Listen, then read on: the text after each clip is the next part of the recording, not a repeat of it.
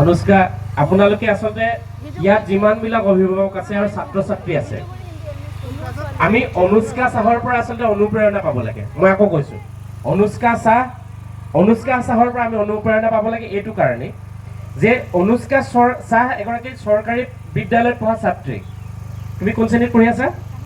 3 class 3 আৰু অনুষ্কাই যিটো ইংৰাজী ক'লে হয়তো মই ইমান সুন্দৰকৈ ক'ব নোৱাৰিম ইমান সুন্দৰকৈ এটা ইংৰাজী ক'লে সেইটো হয়তো মই ক'ব নোৱাৰিম গতিকে আমাৰ চৰকাৰী বিদ্যালয়ত পঢ়া ছাত্ৰ ছাত্ৰীয়ে যে ইংৰাজী ক'ব পাৰে সেইটো এটা উদাহৰণ গতিকে মই মোৰ ফালৰ পৰা এই মুহূৰ্তত মোৰ দিবলৈ একো নাই কিন্তু মোৰ ফালৰ পৰা মই অনুষ্কাক এখন মুখে পিন্ধোৱা গামোচাখন মই অনুষ্কাক পিন্ধাইছোঁ অনুষ্কাৰ উজ্জ্বল ভৱিষ্যত মই কামনা কৰিছোঁ ভৱিষ্যত দিনত আৰু ভাল হ'ব আৰু অনুষ্কাৰ যি এক্সপ্ৰেছন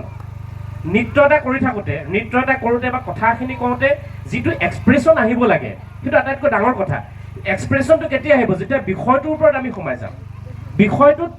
ইমান সুন্দৰকৈ সোমাই গৈছে ইমান সুন্দৰকৈ প্ৰকাশভংগী কৰিছে